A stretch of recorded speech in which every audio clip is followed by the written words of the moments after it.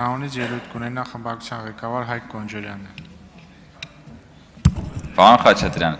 երկու հատ փաստական սխալ ասցիք այստեղից։ Հուսով եմ դա միտումնավոր չեք ասել, այլ պատահաբար է ստացվել։ Առաջինը, որևէ մեկը չի ասել, որ Ղարաբաղը թոք էր։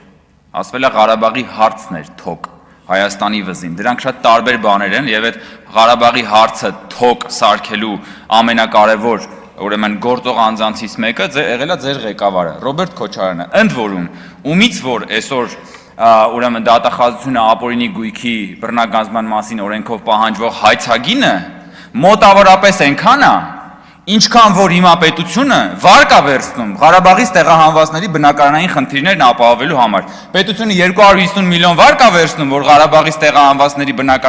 բնակարանային հարցերը լուծի։ Ռոբերտ Քոչարյանից ապօրինի գույքով մենակ հաստատված հայցագինը կազմում է $200 միլիոն։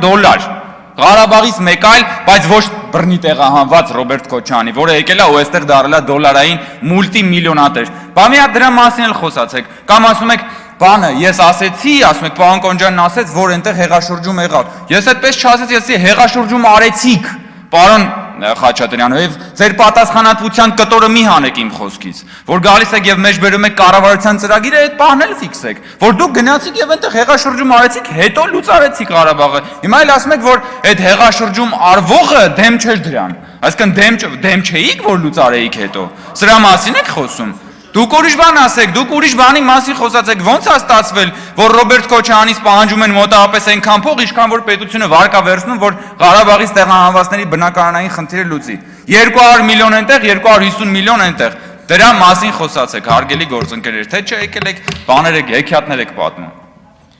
Ես ելույթ կունենամ։